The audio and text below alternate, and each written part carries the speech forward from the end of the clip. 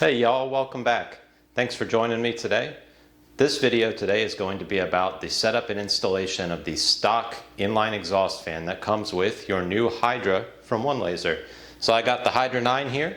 In our last video, we talked about unboxing, what you can expect to find in the pallet, what comes in each toolbox, in each box, including your inline exhaust fan and your stock air assist that come with the machine. Today we're going to actually set up and install the inline exhaust fan. So buckle up YouTube and here we go. So the first thing that we're going to need to do is connect the included 6-inch exhaust port to the back of the Hydra 9. Luckily, I don't know if y'all can read it, but there's a little sticker on here that says exhaust outlet, and plus it's the only 6-inch opening in the back of the machine. Pretty easy to find, very little chance of hooking this up to the wrong thing. So what we want to do is get one of these hose clamps. There's 3 of them that come included. You can get a close-up look there. You're going to need your Phillips head screwdriver for this one. We'll go ahead and pre-stage that onto our exhaust ducting. So once we've got it on there, just slide it up a few of the notches on the exhaust ducting. It doesn't need to go super far down, but you want it out of your way while you're trying to fit this to the back of the machine. This can be a little tricky to get on there. It's a tight fit. But you'll just kind of work it on, and one of the tricks that I found that works pretty well is if you just kind of rotate it back and forth, like so, and now it's attached. Well, at least it's fitted on there. So we're going to get it nice and securely attached using the included hose clamp. Go ahead and get that on there. We take our Phillips head screwdriver.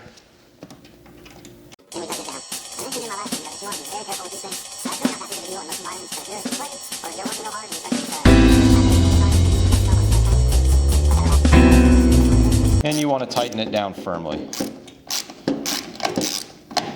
What we don't want is to leave any path for air to escape and get drawn in. So that's going to reduce the efficiency of your fan. Okay, we've got that side tightened down. The next step is going to be to install the fan. All right, we're back. We got the fan. So couple things that I want to show you on here that we didn't mention last time. There are some mounting holes on this bracket on the bottom of your fan. So this would be if you wanted to do a wall mount. It does come with anchors and mounting screws, and that is pretty important for some setups. It depends on your workshop and what you're working with in terms of space and angles. You do want to minimize your 90-degree angles and really any sharp turns in this ducting, because the more of those you have, the less efficient your exhaust system is going to be. Another thing that's on here that's important to note is that this arrow, right where it says 150 with a Greek symbol, that is the direction of your airflow. So this is going to be the exhaust, so I want this pointing away from the Hydra. If I was to point this towards the Hydra, it would be pumping a whole bunch of air into the Hydra, and that would really kind of defeat the purpose, wouldn't it? So we'll go ahead and get this connected to the fan. Like we said, we get this arrow pointing away from the Hydra. So that means this end, without the arrow, will be connected to this end of the exhaust port that we already installed. So let's get started. I'm pre-staging one of my hose clamps that came with it onto the exhaust ducting. Again, just like we did when we connected to the Hydra, because if you don't do that, it's going to be real hard to get on there after the fact.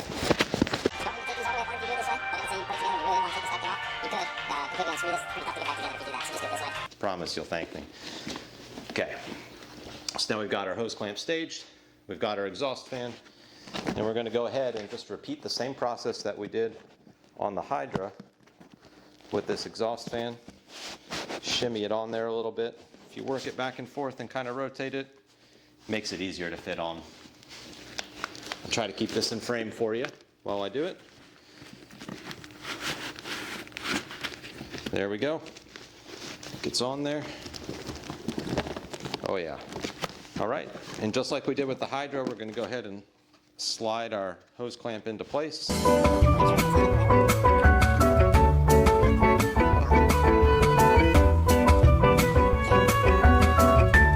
have a little bit less of a flange to attach this to on the fan, which is what I'm working with right here. So that's what you're seeing is me trying to make sure that it's snugly up on the flange. and to give me lots of room to tighten down my hose clamp.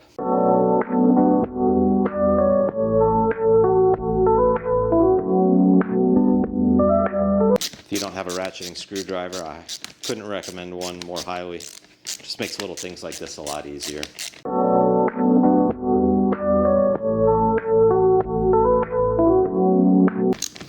You do want to make sure that your hose clamp is securely on that flange. And when I say flange, I'm just referring to this on the inlet and outlet ducts. This is the mating surface for your ducting, your flexible ducting in the fan. If your hose clamp is not firmly and securely on that flange, you're not going to get a great seal, and you're not going to have a very efficient exhaust system. So we're making sure that our mating surface is very good there before I finish tightening this down.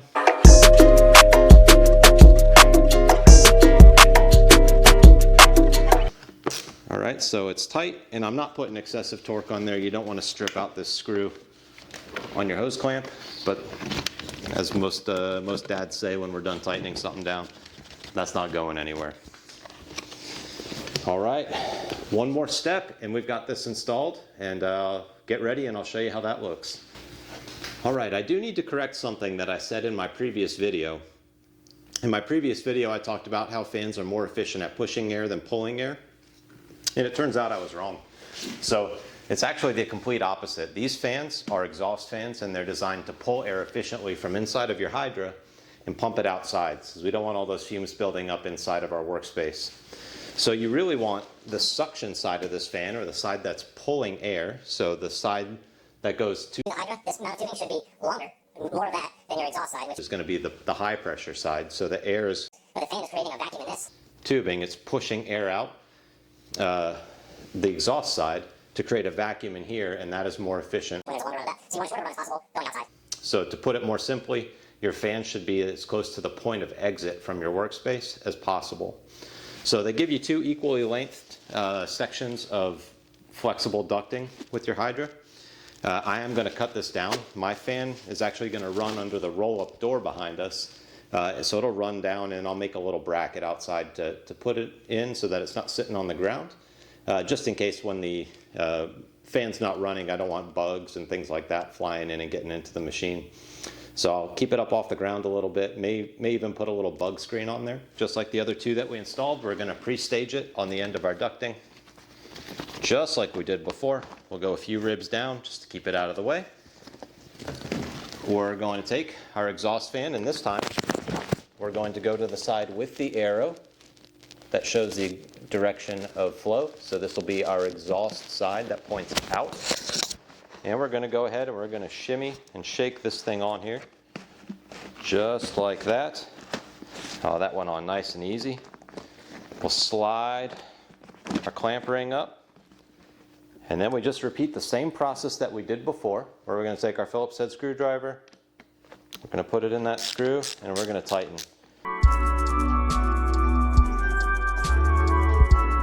So if you don't have a good seal on this side, which is your high pressure side, all those nasty fumes and smoke and exhaust, they're going to accumulate in your workspace. And that's not good for us. It's not good for our Hydra. It's not good for anyone. Not what we want.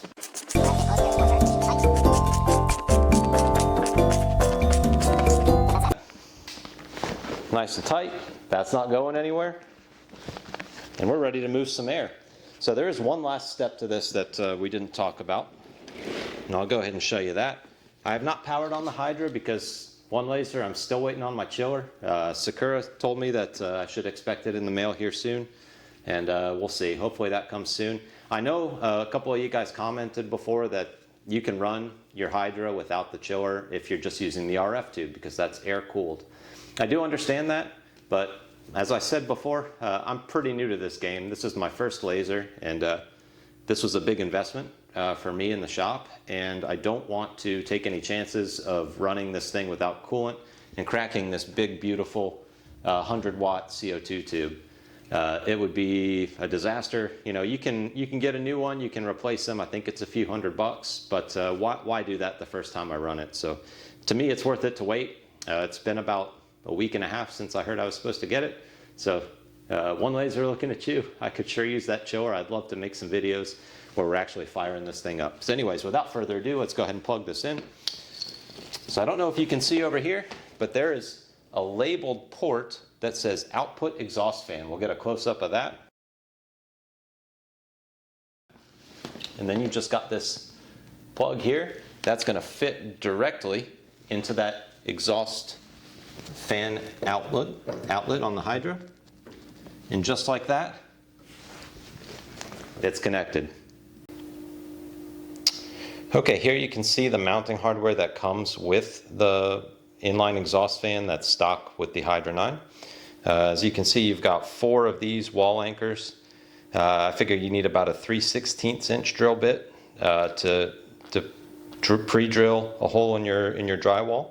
So these anchors are really good for mounting things into drywall. They will not go into a stud, so better to check and make sure you know where your studs are. You can either drill these screws directly into the stud without a wall anchor, but if you don't have a stud, these will make sure that your mounting will support the weight of the exhaust fan. You don't want that falling down and breaking on you. Again, these are Phillips head screws, and what you'll do is you'll pre-mark the wall where the mounting holes are on the bracket for the fan. Then you'll drill 3/16 inch holes, and if it's just drywall, and you'll use your hammer to knock one of these into that hole. Once it's fully sunk, your screw should screw directly into that through the mounting plate on the exhaust fan, and it should hold up on the wall pretty well. If you are going into a stud, you probably don't even need all 4 of these screws, but these will go directly. I would still pre-drill a hole and then screw these directly into your stud, and you should be good to go. So that's all I really got for you all today. I hope you enjoyed the video, and I'll have some more coming soon.